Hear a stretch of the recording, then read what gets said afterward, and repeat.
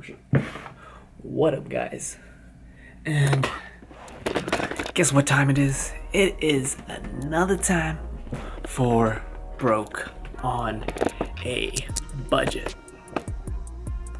And in this video, I'm gonna be testing out, putting it into an in-field test, is the one and only this guy.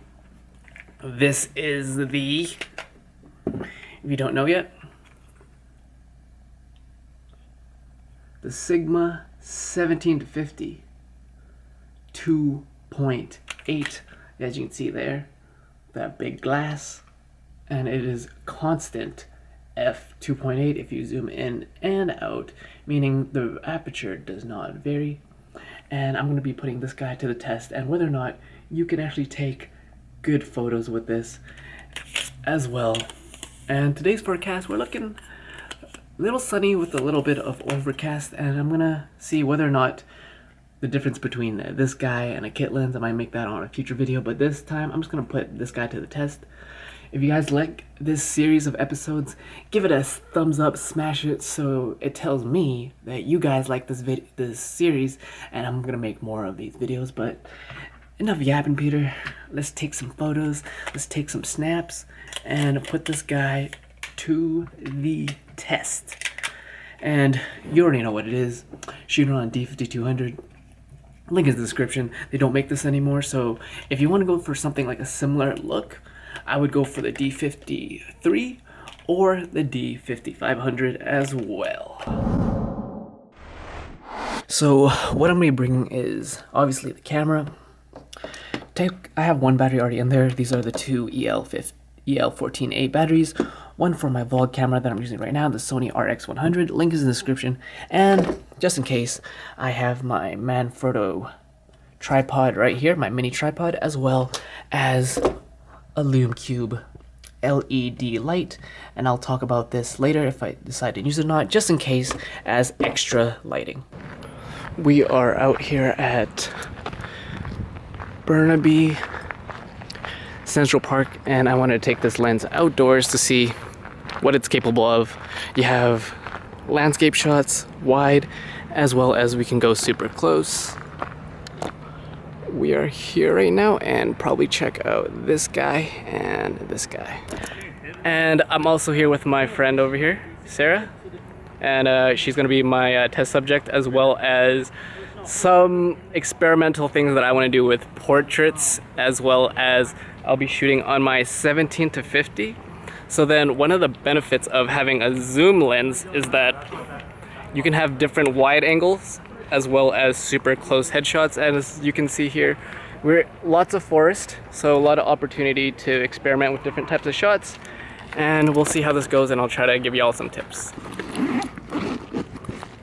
It's like a magic bag. You're bringing new props. Yeah, I'm like a magician. So here we're gonna use this guy. This is the Lume Cube, super bright LED.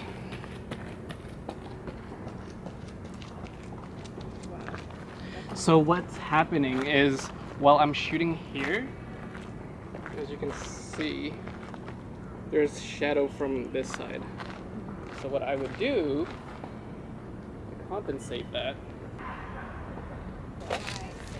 So what we did there was a couple test shots in terms of seeing how the lighting goes, because when you first shoot photos, you want to, number one is scout the area and see how the lighting is, because right now there is sun up there, but you also want to be wary of shadows, harsh shadows, and bringing your own light. But yeah, okay. So when I do photos, I usually just look at everything and seeing, depending on your camera, what is possible to shoot.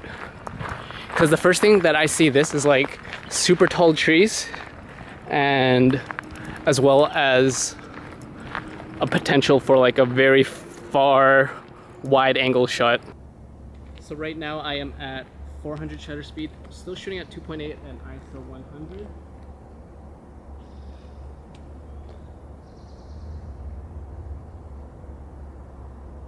So right now I'm going to do a really wide shot.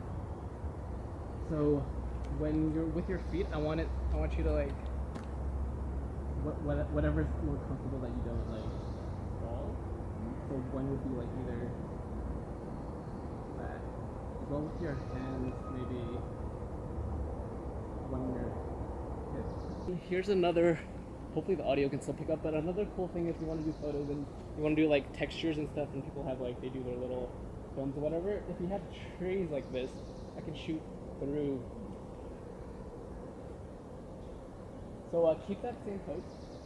Yep.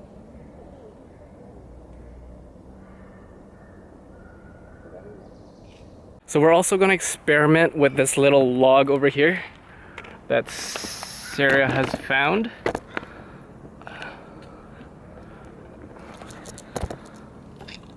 That's a pretty cool shot right there.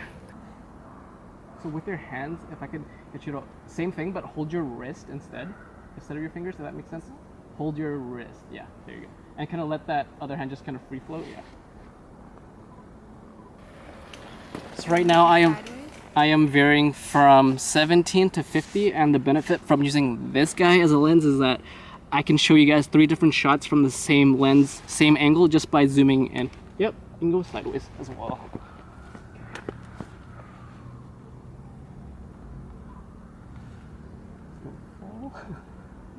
Try to keep your back leg a step back. No, your back leg. Oh. Yeah. Can you do that? Is that sturdy or no? Cool, let's go. We got 3 different angles from the same lens. So that's one of the benefits of using a zoom lens, is that having 17 to 50 all within the same hand without having to switch gives you versatility in terms of shots. So that's why I actually recommend your guys' first lens to be a zoom lens. So here I'm going to show you guys that you can actually do landscapes with talent or without right here. And walking by, we just saw this little lake pond. So what I'm doing is gonna center the subject in the middle, as well as putting everything else in frame using the rule of thirds. It's a little bright right now, so I'm gonna change my ISO down to 100, shutter speed up to, let's say, 1000, as well as change my aperture. You don't need to shoot at 2.8. I'm gonna shoot at 4.5. You still get that shallow depth of field with this. And I'm just gonna check my EV. So settings right now are 640, f4, and ISO 100.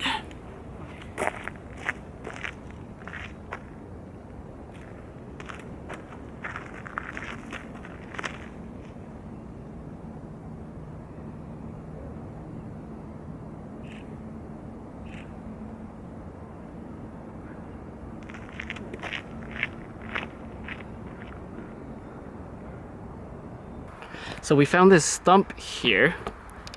Doesn't look that great on camera, but as you can see, there's a lot of vertical.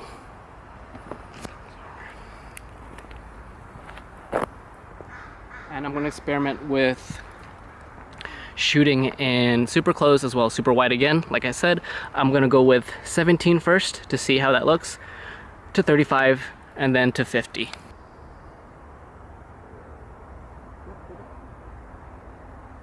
And then your other hand was on your head, so you kind of like curve it a little bit more? Like more over your head.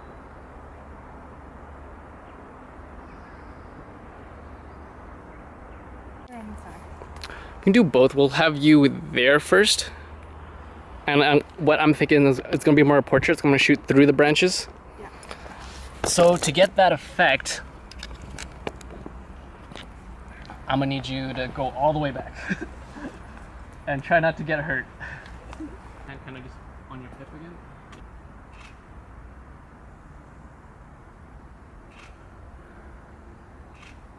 Or my little review of this guy in-field test with having my lovely guest as well. So overall, my thoughts on this lens is, if you had to get a budget zoom lens, because the thing with zoom lenses is that you want actually to have, you don't want to have like a varying aperture. You want to have a standard aperture. So this guy, the benefit of it is that it's always at 2.8. So no matter if I'm at 17 or 50, I'm still at 2.8, meaning that I still have that bokeh or blurry background if I want it. As well as, since I'm shooting on a D5200, it doesn't have IBIS or in body stabilization. So if my hands are shaky, I have this OS on the side. I always turn it on to make sure that the camera is steady as possible. Autofocus on this is pretty sharp if given in the right lighting conditions. It is currently overcast with a little bit of sun in the beginning. And budget, this lens goes around for I think 200, 250, 300. So if I had to get one lens, I would not get the prime, I would get a zoom, because you don't, in the beginning when you first start out shooting videos or photos, you don't really know what you want to shoot. So you can do wide, super wide, as I'll pop up some of the shots here, as well as you can do close-ups and portraits. Downsides of this lens, it is heavy AF, so just be wary of that. And there is a lock here so the lens doesn't creep, so I unlock that. Creeps. And as well, it's pretty big. Holy, these pieces are really but just be wary of the size. It's not very travel friendly. It's pretty big, pretty heavy, but overall solid photos. Autofocus is pretty much superb on this guy compared to the kit lens. And if you had to make one purchase for a lens besides your 18 to 50, I would get this guy, 2.8 if you're on a budget. And yeah, that is my overall thoughts of shooting in field. Hopefully you learned something that you can still take photos with this Nikon. And my name is Peter, and you're watching a Broke Visionary Collective, where we all start with nothing, but you can always create something.